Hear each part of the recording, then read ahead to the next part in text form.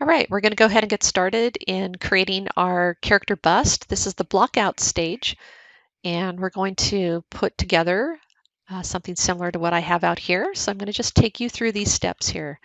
So I've just got my basic setup here. I am using a custom user interface. So I've got my brushes and various functions that I like to have in order to speed up my workflow.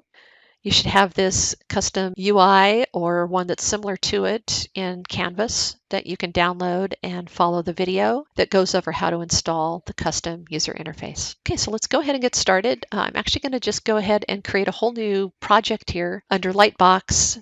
This is how I would start the scene, is under Projects. And I'm looking for the Dynamesh sphere underscore 128. Okay, so this is pretty much how you're going to get started here. So you'll have your sphere, and you'll know that this is a Dynamesh. If you turn on your Polysphere, you'll notice that it has like some unusual areas where it's got triangles and more clustered areas, just an overall kind of inconsistent patterning. So make sure you are starting with, this actually does say Polysphere, but it's in Dynamesh mode. So that's what we want to start off with, and this is a polygon. It just has Dynamesh running on top of it. Okay, so I'm going to go ahead and turn off my line. Okay, and then I'm going to go ahead and bring in my artwork now. So I'm going to slide this over. I'm going to come under Texture. I already have these loaded in here, but I would bring them in by clicking Import, navigating out to my artwork, and import that in. Once I have it, I'm going to select it, and then I'm going to add it to Spotlight right here. It's a large file, so I'm going to just dial it down, and I'm going to slide it over here and just dock that on the side. All right, so one of the other things I'm going to do, because I'm going to be using this as a blueprint to shape my sphere, I'm going to turn down the opacity so I can see the line art, but then I can also see what I'm doing in terms of sculpting and getting the shapes to match. Now that I have that done, I'm going to hit Z on the keyboard. What I need to do also is just make sure that my spotlight projection is turned off. If it's activated, we won't be able to sculpt on here. You will only be able to use the move brush, and that's going to be okay in the beginning, but after a while you're going to want to start using sculpting brushes and clay buildup, and you won't be able to use that if spotlight projection is turned on. Spotlight projection is also found under Brush, and under Samples, that's where you can find spotlight projection. I'm going to hit Z to just go ahead and toggle this off, and right now I'm in my side view, and just to navigate around real quickly here, a couple of things. I want to turn off my perspective, especially when I'm working in side view and I've got a draft drawing here of my character and profile. I want to make sure that my perspective is off so I don't get some distortions in there as I'm trying to get the profile correct. And I don't need the floor either. Okay, so now that I've got that done, I'm going to just scale back here. So that was holding down the Alt key. This is my right mouse button that I'm holding down simultaneously. And then I want to keep holding down that right mouse button and let go of Alt. And that allows me to zoom in and out. So I'm going to just zoom out here a little bit. And then I'm going to hold the Alt key down and drag it over here. And again, I'm going to just move it back out a little bit so it fills in to the skull area right here. And what I'm going to do is pull down the jaw area. So I'm using my move brush right here, and I'm going to make a larger size. And I'm in my front view, so I want to snap to my side view. So to snap to my side view, I'm going to hold down the Shift key while I'm turning and snap it to the side. Okay. So now that I'm in my side view right there, I'm going to pull her jaw down. Okay, so I'm just looking at the chin right there. I'm looking at where the neck is connecting, her forehead.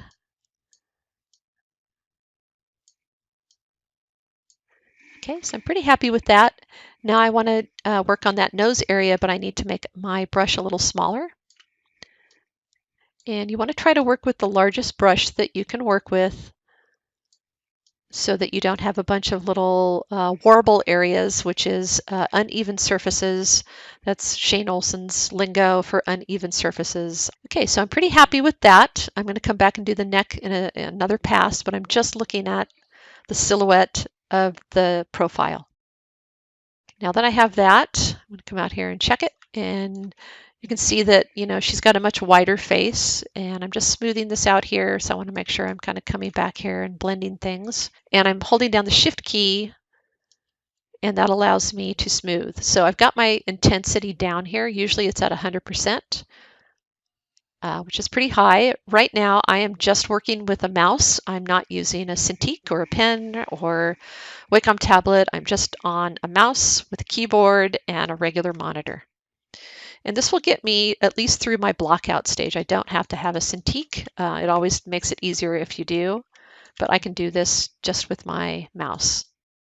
Okay, so I'm going to scale down again and turn her a little bit into this 3/4 view and get her head into a little bit better position there.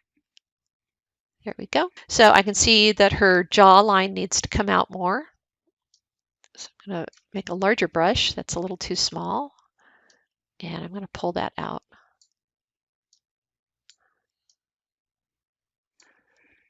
All right, so that looks pretty good. I don't want to push this up too high, just because I lined it up with the side view there that I like. Okay, so I'm going to pull this over here, and there's the start of my character right there. So again, I'm going to just kind of brush over this lightly and smooth it. Smooth this out as well. Okay, I can see that I've got like a little area right here where the brush did that, and I'm not super happy with it, so I am going to try to blend that in a little bit better. Okay.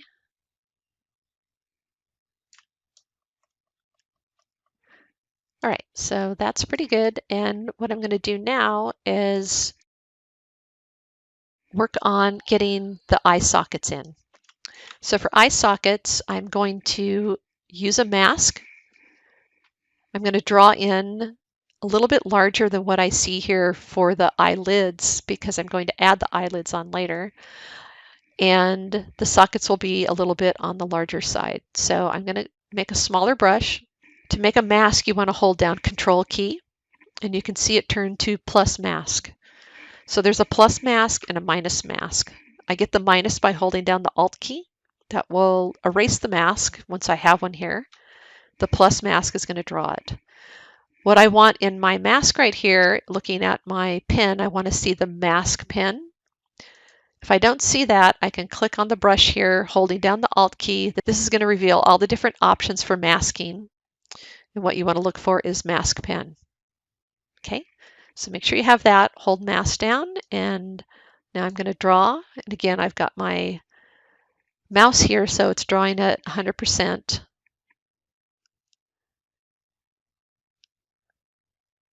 All right, so I'm just sort of roughing that in there. And I feel like they're up too high, so I'm going to start over. Her eyes sit down pretty low, and they're out pretty far to the side here. Okay, so I'm going to just check the side here, make sure that they are coming out. All right, and a little bit smaller just to get some detail in here.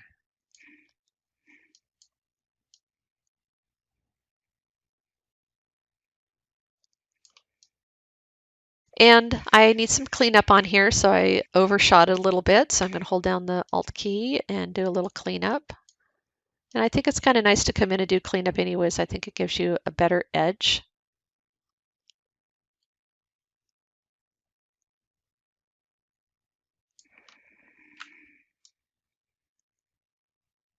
All right, so I'm pretty happy with that. What I'm going to do now is reverse this. So the masked off area is what is not affected, and I want to push back the eyeballs, so I need to reverse this. I'm going to just hold down the Alt key and tap over here on the canvas. So that just reverses my selection. And now I'm going to grab the inflate brush and make it fairly large brush and come in here, hold down the Alt key. So this is going to actually deflate and push in the eye socket. Okay, and you can see it's got a fairly jagged edge right there. And we'll come back and smooth that out.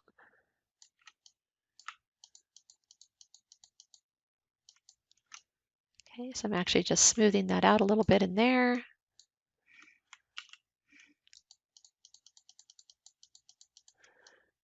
All right, so I've got that in place now. And I'm going to come out here, hold down the Control key for the mask, and then I'm just dragging a marquee out here, and that is going to clear the mask on the object there. Okay, so let's come in here and do a little cleanup on some of those jagged edges. So I'm going to hold down the Shift key. Right now I've got my Z intensity down just because I don't have pressure sensitivity on my mouse. If you do have pressure sensitivity, you can just leave it at 100 and then just adjust by the firmness that you're pushing on the Cintiq. But if you're using a mouse, definitely turn it down. Otherwise, it's really going to take away a lot of the detail there. And we want to leave these kind of nice edges in there as well. Okay. All right, so we've got that in place. And what we're going to do now is get the nose built up. So we can do a little mask and pull the nose out if we want to. So I can do something really similar like this and reverse it and inflate the nose. Okay, so you can see that sort of starting to come out there. Needs a little bit of shaping, so that's sort of a good way to start it off right there. And then I'm going to switch over to my clay buildup. So this is actually the first time I'm sculpting on here. And I just want to make sure my intensity is down pretty low. And I'm just going to drag up here a little bit just to blend it in. Same thing out here. I want to just build these little sides up. And maybe even a little bit right there. And then I'm smoothing back down, holding the Shift key down, just blending back in here. Okay, so blending just a little bit more right there.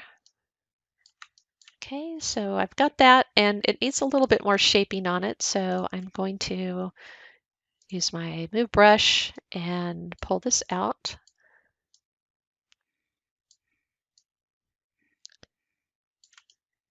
Make sure I'm in my side view.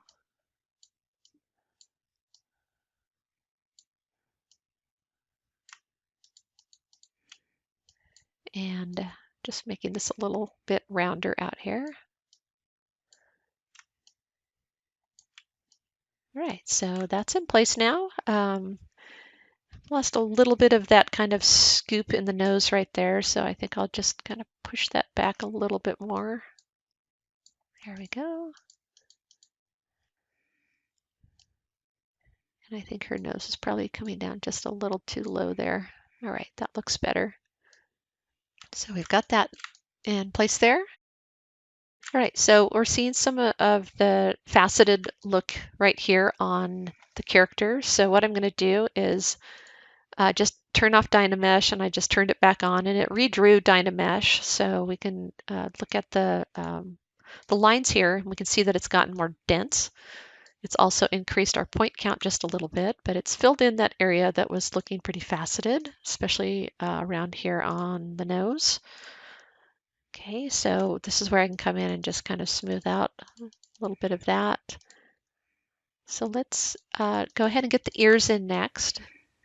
That is the next major landmark that I want to focus on. For ears, we are going to append them by coming down here to append. And we don't want to use any of these 3D meshes here, so these do not lend themselves well to sculpting. You have to go through another step. So what we want to do is just stick with the Polysphere, which is not showing up here. So let's go ahead and add that in here to our canvas. And what I'm going to do first is just go ahead and save everything. So I'm going to do a save as under my tools. And you can see it says Polysphere right there. and I'm going to just call this Project 2. You can see my past work right there, Bust 2 and version 1. Okay, so I'm saving this out as a .ztl, that's the tool.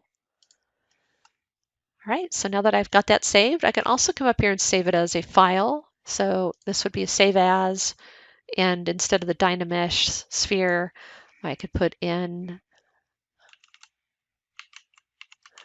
Project 2, Bust, version 1. This is Bust 2. Okay, saving that. Okay, let's go ahead and add the Polysphere to our scene. Since it isn't showing up here under Append, what we're going to do is come under our Lightbox. We're going to go to Tool. Here is the Polysphere ZTL. I'm going to double click on it. And when I close the Lightbox, it has replaced what was out here previously on the canvas. However, we haven't lost that information. We have that stored over here under our tools. So if I click on here, it actually just brings back my character that I'm working on. And what I'm going to do now is go to Append, and we should see under Quick Pick our Polysphere.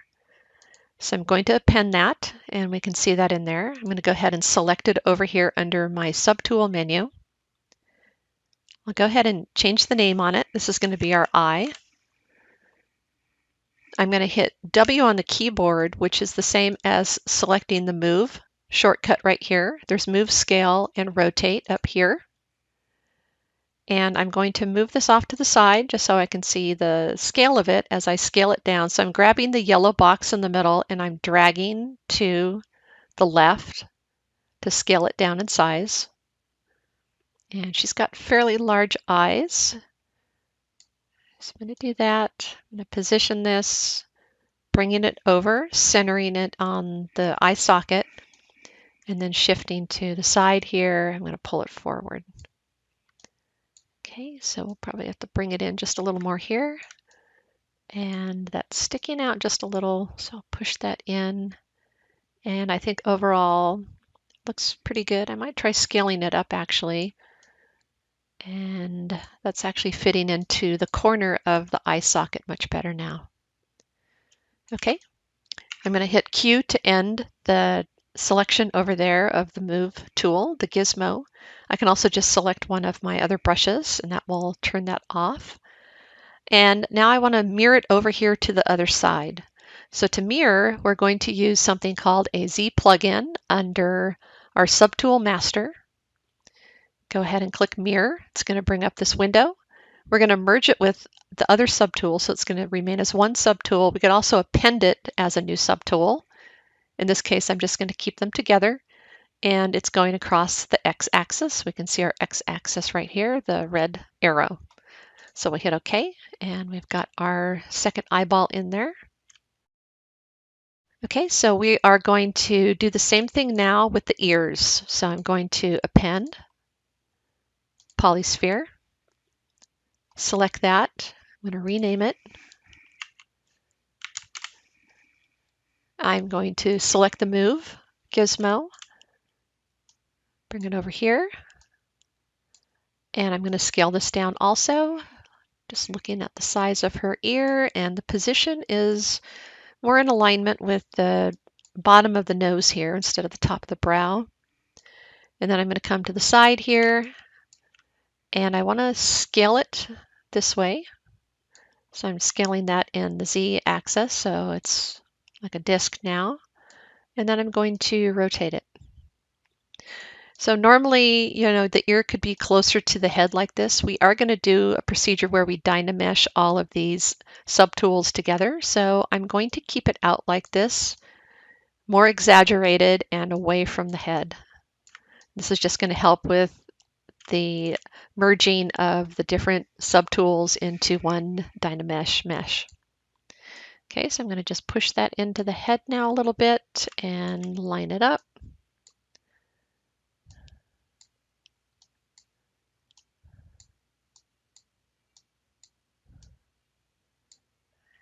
And that feels about right. Maybe back just a little too far there. Right, so we've got that. And let's go ahead and from our front view here, I'm just going to check and lower it a little bit. And again, I'm going to mirror this over under Z plugin.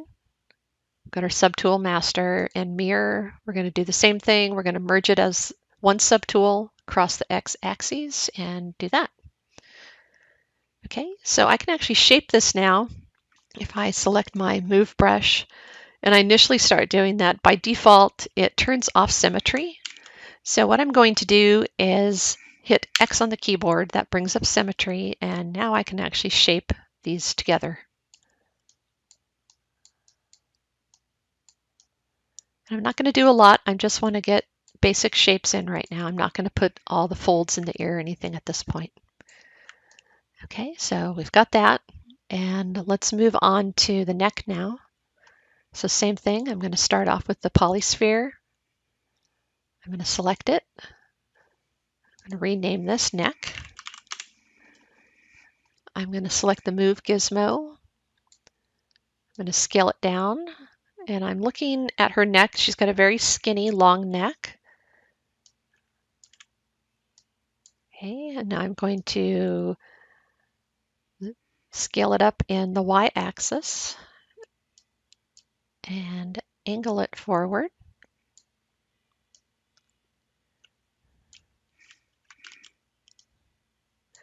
And to just check on placement, I'm going to use the alignment here with my character drawing.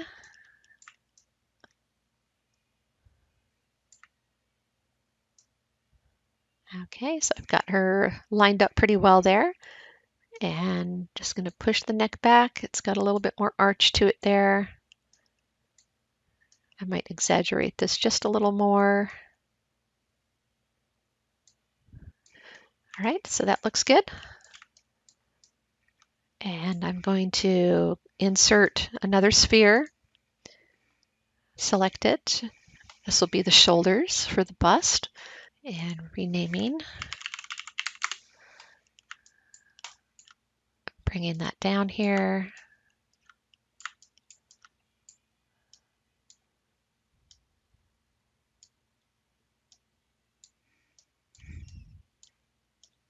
Pushing it back.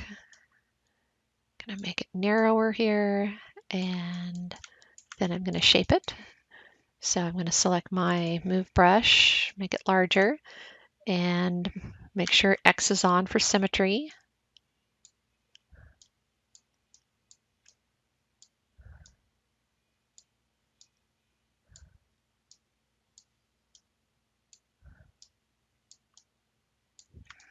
Right, so pull out the arms just a little more here.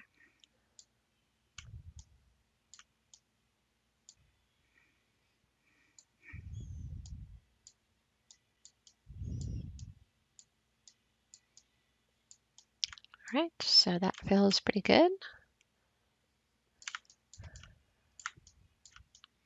All right, so I'm just going to do a little cleanup on the face here. I'm going to make my brush size a little smaller and bring up the intensity on my smoothing, and you can see how destructive that can get if I'm doing it at 100%. Okay, so just want to touch on that a little bit. Okay, I'm going to turn off polyframe for now and go ahead and just select my skin shade 4. If you don't have skin shade 4, you can select something else in here that's just a white color. I think there's one called Clay now if you're in 2023. You can use that one. You definitely don't want the old Madcap red wax, so stay away from that one. So select something that's nice and bright like this, and then go ahead and choose a color. So I can choose a color like this. Okay, so this is where you should get for the blockout. You should get all of these pieces in here, and we'll come back in another lesson and work on the mouth.